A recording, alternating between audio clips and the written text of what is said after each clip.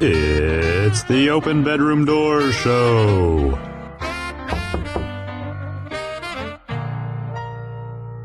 I'm Angela Skirtu, and I open bedroom doors.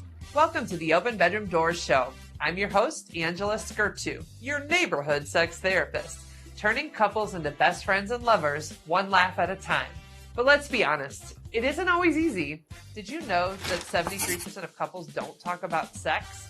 And yes, it's causing problems. I want you to have great sex, and I want you to be able to actually talk about it. So tune in for real talk, practical tools, and honest conversations for real relationships. Let's open that bedroom door, shall we? Welcome to Sex Positions. I'm your host, Angela Skirtu, and your neighborhood sex therapist. And today, I actually want to judge in the media and culture St. Louis sex positivity. Did you know that St. Louis actually is a huge, huge community for sex positive events? So first, let me tell you what it means to be a sex positive space. So sex positive event or space is a gathering, a workshop, or a party that promotes healthy, shame-free, and consensual attitudes towards sexuality and focusing on pleasure, education, and bodily autonomy. Okay, so that's a sex positive event. And St. Louis is known for having quite a few sex positive events and spaces, both sex positive and body positive. And I just want to mention a few for how cool St. Louis actually is. I actually wrote myself a list so I don't forget. So one is Shameless Grounds Coffee House. It is a local sexual health library and coffee house where you can go and meet other people who are sex positive and sex friendly. You can grab a nice cup of coffee, and they have a whole library of sexual health books that you can actually take home, but you do need to bring them back, just like any library. And some of those books, those books go all the way back to 70s Bush. So you definitely want to check out the Shameless Grounds Coffee House. We also have the Boom Boom Room, which is one of the largest burlesque shows in the Midwestern area. And it is such a fun time. The people there are so friendly and the shows are amazing. So you definitely want to go. We also have two different groups. One is Kinky Bingo group and one is Kinky Karaoke group. And in both of these spaces, well, I mean, you guessed it. They either do karaoke or bingo, and it's just a little kinky. And really, I mean, they're just doing bingo and karaoke, but they do it in a place where you can meet other like-minded individuals and feel safe. There also is this group called Roller Titties, and some of these groups are a little underground. Roller Titties is actually a roller skating group that is clothing optional that runs right here in St. Louis, Missouri, and they run events all the time, but they're very private and hush-hush because, again, when you go to spaces like these, you know, they've got to be careful. So anyhow, if you actually know of any cool sex positive places here in the St. Louis area or in your town, please post them in your comments below. I'd love to learn about your cool sex positive spaces. If you have anything interesting about St. Louis history or culture that you want to share, please post a comment below or submit a contact form at openbedroomdoors.com. What if date night didn't feel like just another night, but an experience you'd actually remember? Welcome to Dinner with a Sex Therapist, where real conversations, real connection, and a little bit of spice come together in one unforgettable night. I'm Angela Skirtu, sex and relationship therapist, and I create experiences that help couples go from roommates to lovers again. You'll laugh, learn, maybe even blush a little as we explore connection, desire, and what it actually takes to keep passion alive long term. From interactive moments to anonymous Q&A to a few playful surprises along the way, and here's the best part. I don't just host these events. I can bring Dinner with a Sex Therapist to your venue, your audience, or your next big events. So whether you're planning a date night experience, a retreat, or something totally unique, let's make it unforgettable. Because great relationships don't just happen, they're created. And I open bedroom doors.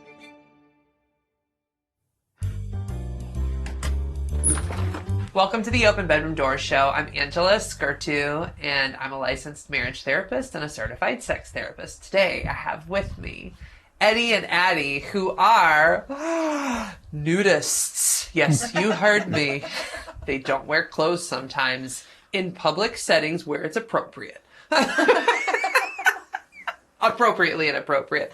So, Addie and Eddie, thank you for joining me on the show. I think a lot of people are very curious about this topic, and I'm really grateful that you're willing to share. And no, they're not going to be nude on this show because it's not appropriate in this show. But I am curious how you two decided to become nudists. Tell me a little bit about the journey there. We started with things like the hot springs that were like clothing optional.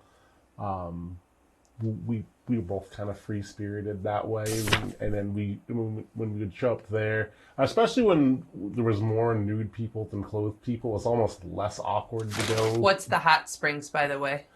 So there's some natural hot springs that we used to live not too far away from. And they just have nice, just hot springs in the rocks, and like soaking pools for you to go into. And people typically go in them naked? Yeah. Oh, okay. Yeah, So there were people doing it. It's just a thing. Like a lot of them are clothing optional. Oh. And so like if you go, you might see naked people. You might be naked people. Like, you might be naked. Yeah. I got you. So you started going to hot springs and people were doing it. And you're like, okay, well, all right. So it started there. So we knew we were going into a clothing optional situation, and then just kind of a little unsure about what we were gonna do. But once it's like, okay, once you have more nude people than clothed people, it's almost more awkward to be the clothed person in a group, which we've found, we found to be the case at like nudist resorts and other places that are clothing optional. It's actually really awkward to like when like you show up and like you're getting out of the car and you're just like, I'm the only person with clothes on. Like it's like, what's weird about you? Yeah, just like, Well, had you talked about potentially going to these clothing optional things before? And like, how did you come to the idea that you were going to go to a place like this? He went before I did. Like we'd been together for a while, and like he'd brought it up, and I feel like it was just kind of an evolution of like, hey, here's a thing we could do today. Like just kind of finding something to do. And I always brought my bathing suit with me because I never really knew what the vibe was going to be like if there was a lot of clothed people there. I feel like I just kind of started slow and took my top off and then just kind of went from there. So you didn't even go straight to nude. Like you all right. So for people who don't know, clothing optional means just that. It's options. So you can go to a clothing optional place and stay in clothes. You can have a swimsuit. You can go topless. You can go topless. But men go topless at beaches and pools all the time. So I think it's a little easier for some men to take off their shirts than others. But basically, you get to choose, right? And so you could stay in your swimsuit the entire time, but as you guys said, like you'll go, and then everybody around you is naked, and that's kind of, it almost is weird. Like, well, why do I have clothes on when this person? Right. But so it doesn't sound like it was like a big conversation. It just sounds like you guys just brought it up. Yeah, just kind of went with the flow. Yeah. As a sex therapist, I do work with lots of people, and I do know there are some places that are sexual. So can you give some ideas of like, what's the difference between when it's a little more nudist and naturist versus when it actually is more of like a lifestyle or a swinger place? Because those places can be sexual, right? Right. And they do have like nudist lifestyle clubs. Yeah. They're crossovers. Yeah. Yeah. So it kind of depends on what atmosphere you want. So if you want a nudist lifestyle club where you have sex by the pool and people watch, that's a thing. It does exist. Right. But what would be the way that people would find what you're talking about, which is it's more kind of naturist recreational? So we go through, like, there's a national club, the American Association of Nude Recreation. Yeah. AANR. And they're more like family-based, family-friendly, like in the environment we were talking about, where not sexual overtly, like I'm sure things happen behind closed doors, but like not overtly sexual, like just people living their lives naked. Like there's people that like live at those resorts and with their kids, right? Even there are kids, naked kids that come around, and it's not weird. Like it's not weird because they're raised to not feel uncomfortable in their own bodies. Like they're just running around little naked kids. Yeah, they're just kind of like kids do naturally when they run out of the tub. Right, exactly. Yeah. So those are more low key, just kind of naturist, like you were saying. Like, so there's different options you can look at. So Anna would be one of the places that you could find. And I use those keywords so that people listening in can find out too. So you're looking for places that are naturists, or they're more nudist, nude only, or like lifestyle, lifestyle. When you hear lifestyle or lifestyle friendly, that does mean people might be flirting with you. But I will say that in speaking with clients who've gone to those places, you still could go to a lifestyle place and tell somebody I'm not interested. And it's not like you show up and somebody's just going to start having sex with you. Like, these are still people. Mhm. They're not porn stars, right? Yeah. Like, so even if you go to a lifestyle nudist or not nudist, because you can also go to other lifestyle situations, you still have to get to know people, see if there's an interest, have consensual Consent, conversations about having sex, and then you have sex. But there is one difference at a place like, there's different resorts like hedonism is one that you can go to in Jamaica, where people will, you mentioned having sex by a pool. That is a place where people go to have sex in public, in the pool, by the pool, anywhere. So at a place like that, the one thing that would be different from a nudist resort is, well, yeah, you are going to see somebody with an erection. You are going to see somebody, and you don't have to hide it. You just kind of, I have arrived. But even with an erection, that doesn't mean somebody's just going to jump on it. Right. Right. Or that you're entitled to that either.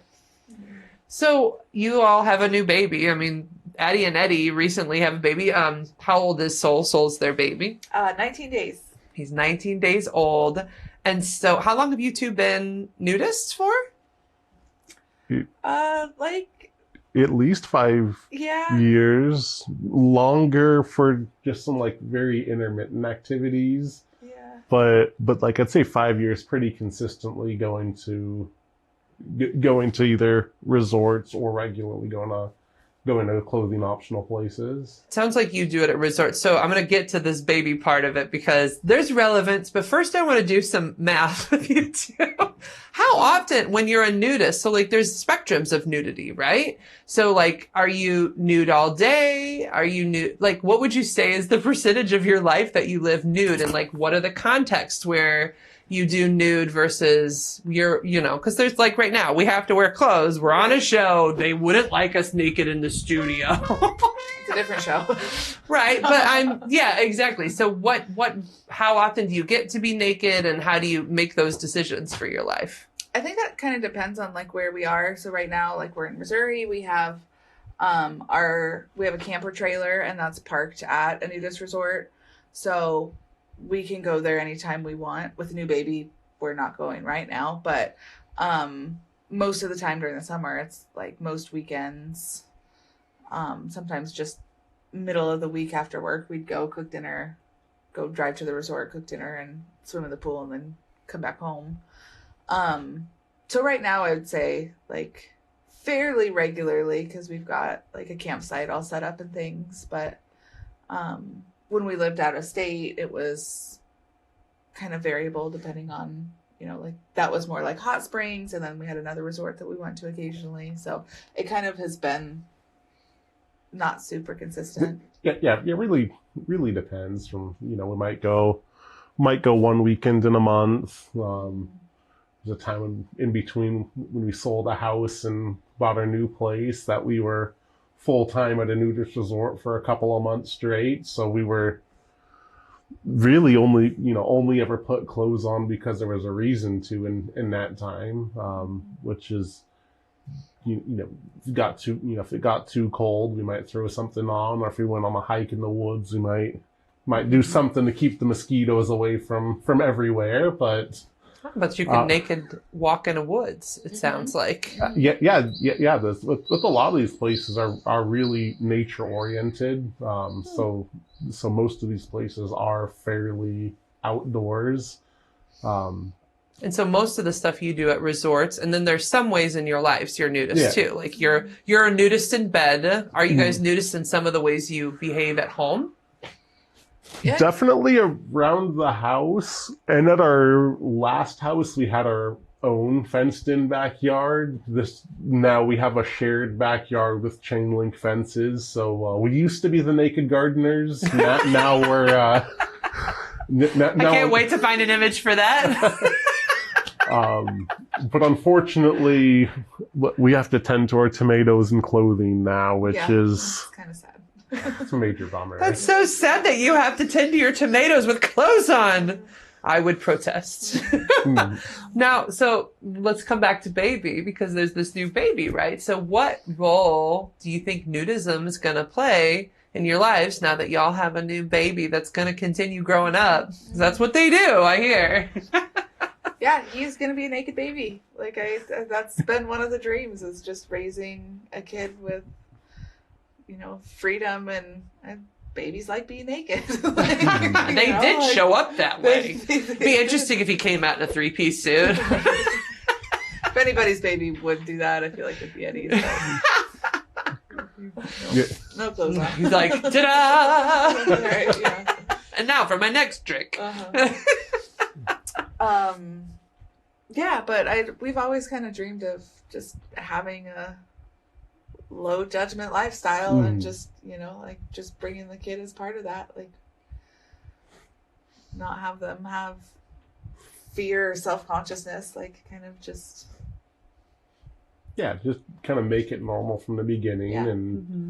And if and I think we're both flexible and go with the flow enough that, as he ages, as he gets older, and I'm sure there could be times of his life that it's not something that he wants to be a part of, or a part of with his parents, and we're not going to force anything there. But, but at least at this point, there's no reason for him to ever think that it's anything outside of normal. As long as we just kind of keep the lines of what's appropriate, appropriate clear. But he's young enough that nobody cares if he rips his clothes off right now anyways. It's funny, because I was thinking of, like, how teens always rebel, so maybe he'll be a nudist until his teen years, and he's like, I'm putting my clothes on, you can't tell me what to do. But one thing I think that is important, so I've seen documentaries about nudists many times, and I feel like they always find, like, the most extreme version to represent in these spaces. And what you two are representing is a pretty, like, doable thing. Like, you're naked essentially when you can be. You find spaces that are reasonable to do so where other people are doing it. So resorts, your home, when you could create privacy in your house, in your garden. But, like, you also have to wear clothes in certain contexts. You both work. You're young, so I imagine you have jobs. I do know they're my friends. I know they have jobs. But, like, talking to you like the interviewer, right? So that the people at home know. And the point is, though, that, like, it sounds like you have conversations about where you can do it, when it can happen. And the only difference is you found ways to do it in a more public way and have a little fun with it. So, for people at home who are wondering, like, should I do this?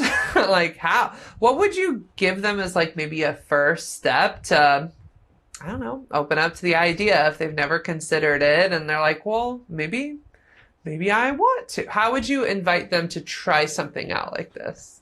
I feel like go for something that you're comfortable with. Like, find, if you want, find a clothing optional place and just check it out.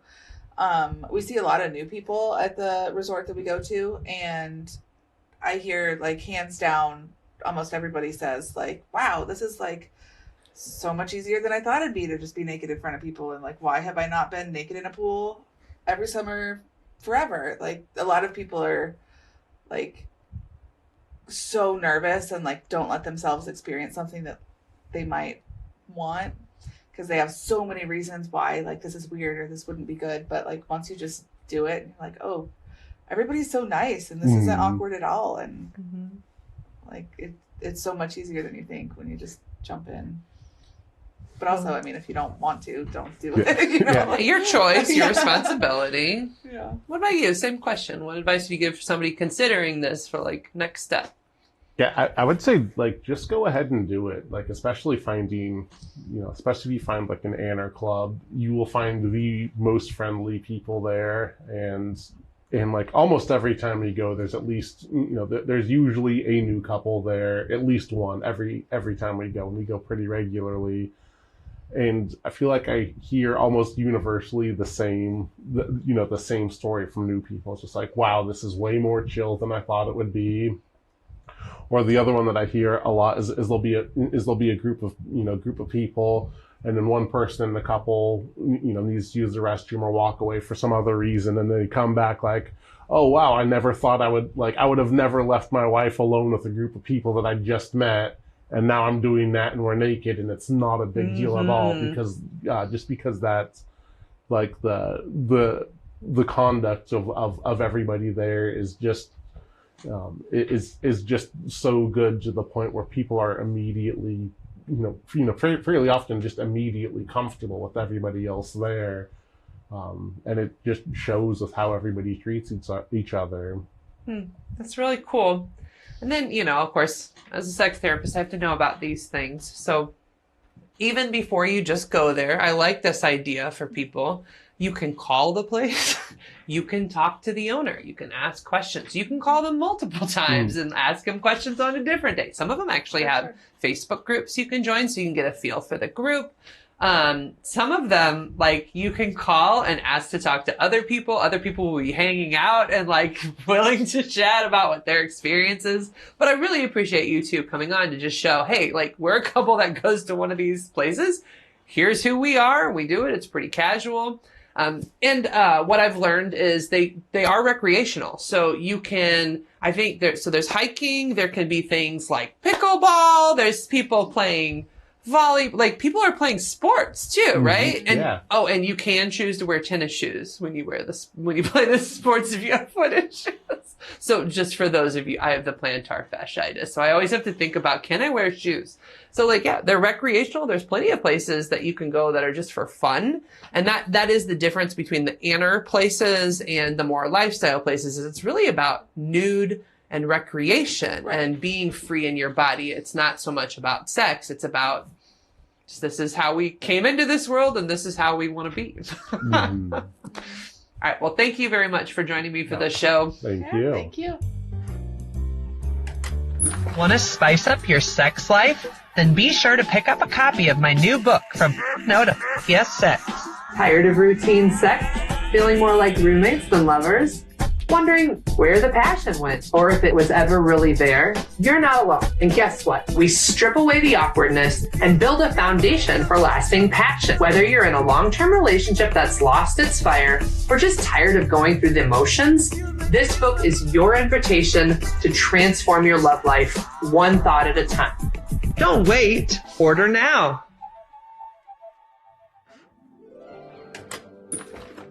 Welcome to the Happy Endings segment with Barry Bonds and Consent Cub. In this part of the show, we're sharing real questions I answered live from a bed at my Dinner with a Sex Therapist event on Valentine's Day. It was an unforgettable night of honest conversations, laughter, and practical sex therapy wisdom. Did you miss it? Don't worry. You can join me for the next one. Visit openbedroomdoors.com and look up Dinner with a Sex Therapist to experience it for yourself. Let's get to that happy ending, shall we? Okay, what are some ways to try and initiate sex without my partner feeling pressure? So I want to tell you the difference between pressure and just asking. Okay, pressure is, do you want to have sex? We're going to have sex. When we're going to have sex, we're going to have sex. When you keep kind of poking and pestering and prodding, then that's pressuring. Just showing interest is not pressure. That's showing interest. Hey, would you be interested in sex tonight? That's not pressure, that's just showing interest. Now, if your partner feels pressure, there may be pressure they're giving themselves. I want to be clear. This is how weird you guys get. When I'm working with clients in the depths, you pressure yourself sometimes. Oh, I gotta have sex with him tonight, or I have to have sex with her tonight, I'm just not there. And so, if you're doing an inner monologue of pressure, that's what's getting in the way. And sometimes it's linked to this burnout thing we were talking about, right? So if you are so burnt out that by the time your partner is saying, hey, do you want to have sex tonight? You're like, oh, why do you have to ask me for one more thing? It's a burnout issue. You got to take care of yourself so you can even be open to sex. So one of the things I tell all my clients is you have to feel like a person before you feel like a sexual person. But if you constantly feel pick that, poke, product, give me, go, never stop, Yeah, like you don't even feel like a human anymore at that point. You just feel so pushed past your brink that it's hard to connect to your sexual prowess. I don't know, I felt like so it involves some life changes is the real answer. Thank you for joining us as always. If you have any questions, please submit a contact form at www.openbedroomdoors.com, or you can submit a comment below and we'll answer your questions right here on the Open Bedroom Doors Show. Well, that's a wrap on this episode of the Open Bedroom Doors Show. Real talk for real relationships. If you laughed, learned, or blushed a little, you're welcome. Don't forget to like, subscribe, and share with a friend who needs a little more real talk in their life. Got a burning question about sex, love, or relationships? Check out openbedroomdoors.com and submit a contact form. Your question might just be featured in a future Happy Ending segment. Until next time, keep it honest, keep it sexy, and most of all, keep those bedroom doors open. Good night, and have a sexy